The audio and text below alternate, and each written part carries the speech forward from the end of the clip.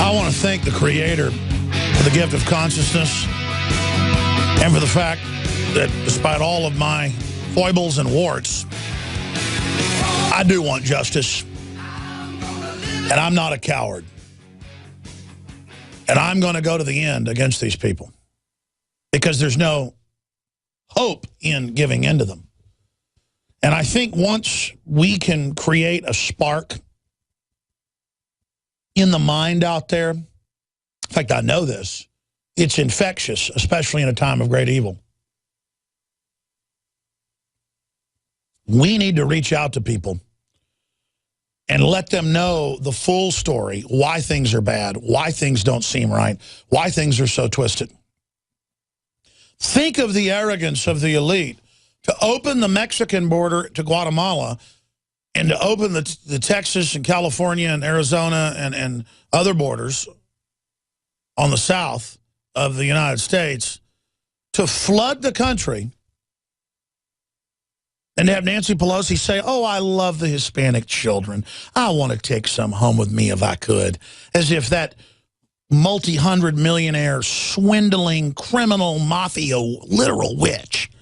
I mean, these are gangsters, folks, by every metric. Feinstein, all of them. I mean, these are criminal masterminds.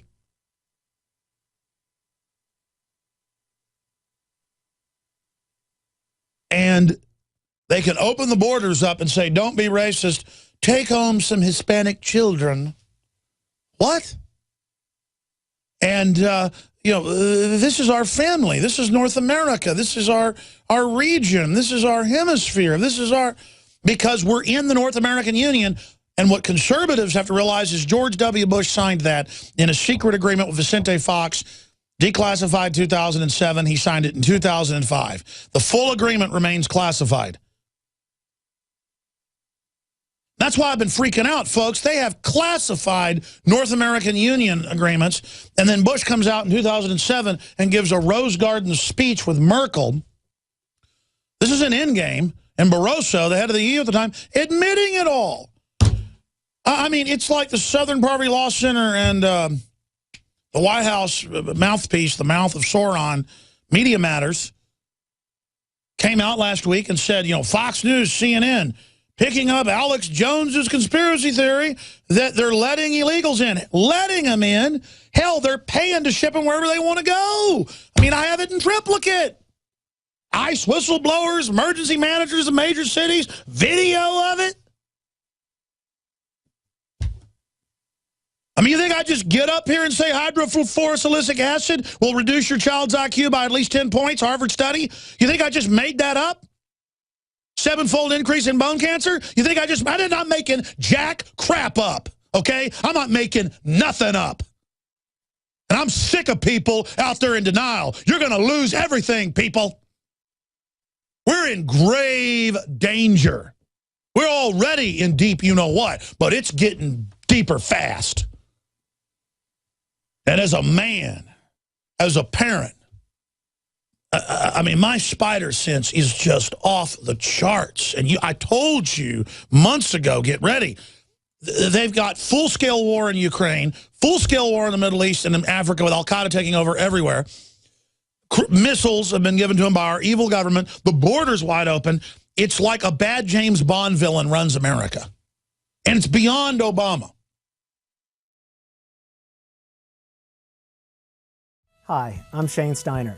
A lot of you have been following my progress using Super Male Vitality. The last 19 weeks has been an incredible experience. I was feeling a little down and lethargic during the holidays, and none of the supplements that I was taking were doing any good. That's when my longtime friend from high school, Alex Jones, introduced me to Super Male Vitality. I was a little skeptical at first. Not only would I have the energy to work out and go to the gym, but it was actually the changes were happening to my body a lot more rapidly. My whole mood, my libido, everything had completely changed.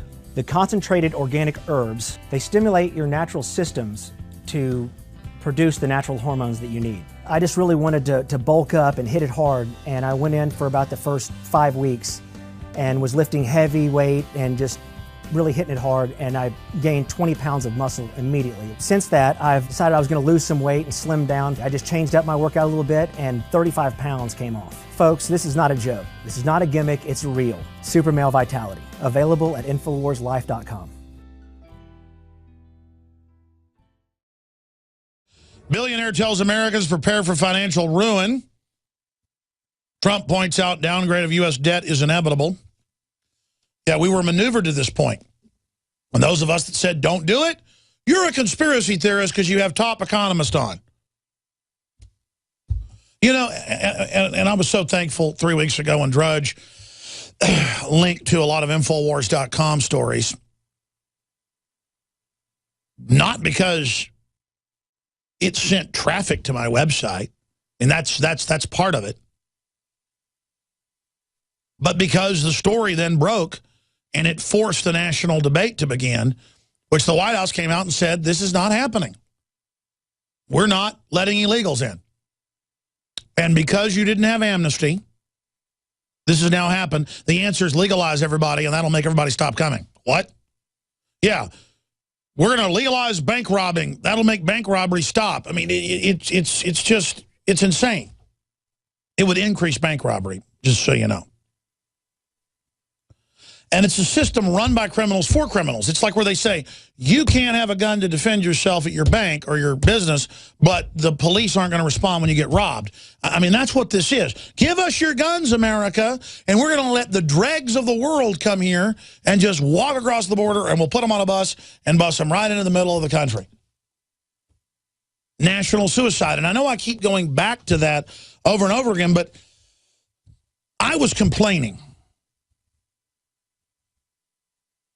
earlier last week that, you know, the national media was spinning and lying with our story about the border being wide open. But why was I complaining? They ignored the Border Patrol president and they ignored the vice president saying there's an open stand down. I mean, that's the quote. There is a stand down. There is no border. They're told, citizens that come back through, look and see if they've got Rohypnol in the car. Arrest some college kids. All we're allowed to do is arrest college kids. And we don't even want to do it. Because they are not allowed to enforce the law. They enforce the criminal hatred that the globalists have for America and for anybody that's American. Because in these wars, if you study history, the globalists hate the seed of America. They hate the culture, the idea, not of all the bad things America's done, but the good things America did were so revolutionary. Everyone in the world wanted to come here. It was special.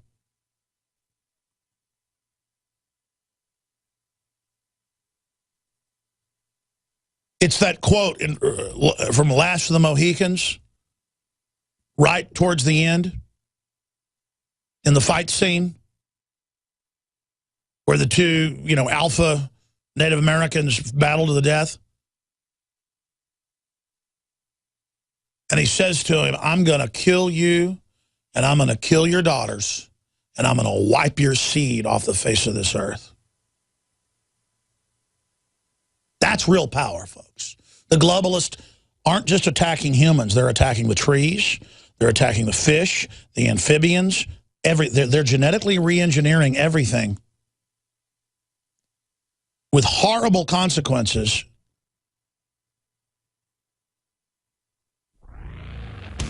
And then they run the environmental movement. Again, so we're all distracted onto what plants breathe as the scourge, not just the hundreds of horrible things that are going on.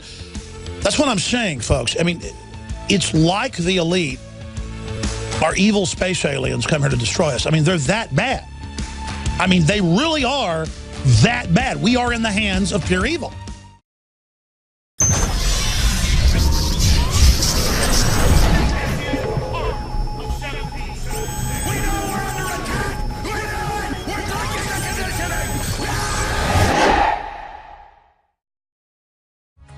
I'm just a normal person, folks, who about 22 years ago discovered a lot of the crimes being conducted by offshore anti-free market corporate interest through governments in an attempt to shut down free markets while blaming free markets for their kleptocratic brand of socialism on the bottom to domesticate the public, fascism sitting on top. Now, I've used my own geopolitical terms, married them with, husband them with already existing terms, and I have to say, much of what I have put into common parlance is now part of the common nomenclature. And that shows that those of us that don't want to go along with the globalist can defeat them. If one guy from Texas can reach 3 million, 4 million people a day, 15, 20 million people a week conservatively, what can you do in your area? And I don't want to start this interview talking about myself, but I never got to this earlier because my flight got canceled last night getting back in the country, and then I was late an hour into the show getting here. So I want to make this point. We're going to our guest, and I want to ask him this up front.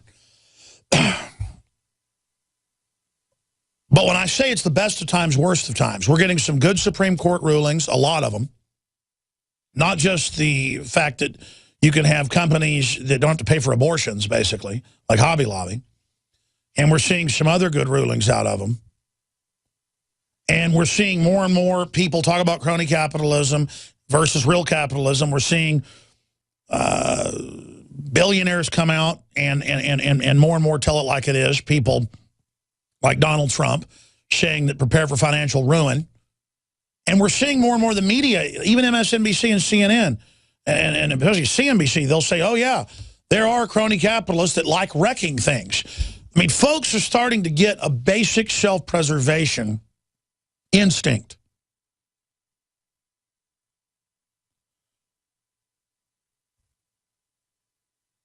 And people better, because here's the big issue.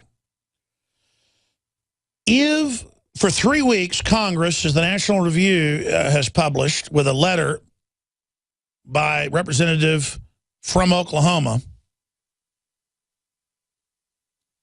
if members of Congress aren't allowed into these military bases and there's private security strutting around and they've detained our reporters for even trying to go shoot video through the fence, and you've got a culture of total lying, and they're busing the illegals in that don't even have skills. They don't even skilled workers.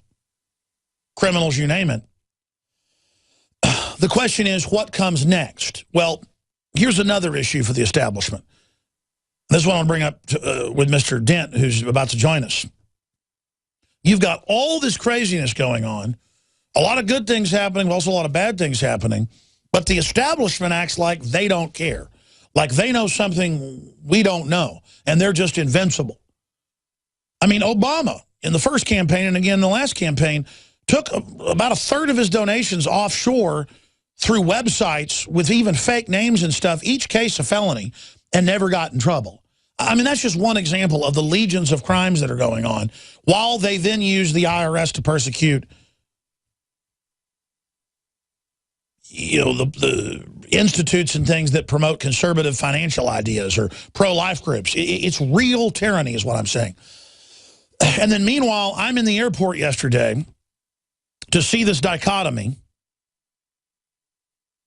in Houston, and I go to the TSA, and I don't want to be put in the naked body scanner, so they get all angry at me and act like I've done something wrong, and then I explain to them that they know full well it's all a fraud, and they basically let me through. And then I go through customs,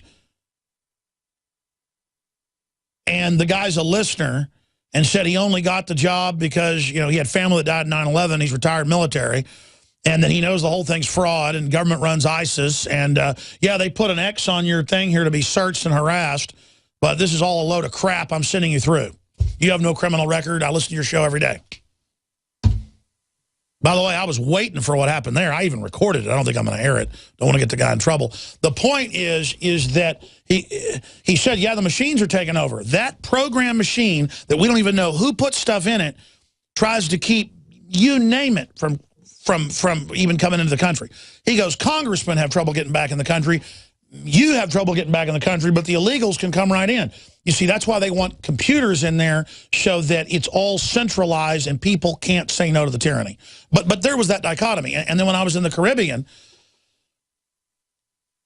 in places like Grand Cayman, I mean, I was mobbed more than even I am in Austin, Texas. I mean, mobbed by the people at the hotel, mobbed at other hotels by the staff. I went to the Ritz-Carlton for dinner with some friends.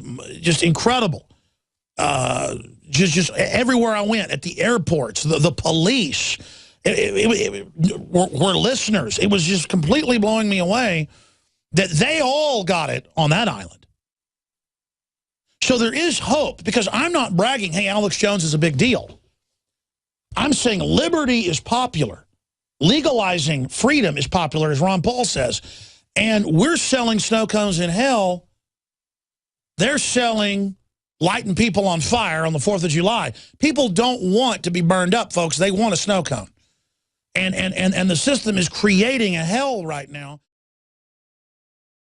You are watching the best of the Alex Jones Show, weekdays from 11 a.m. to 2 p.m. Central. Watch live at Infowars.com/show or become a member of InfoWarsNews.com and help us take resistance to the next level.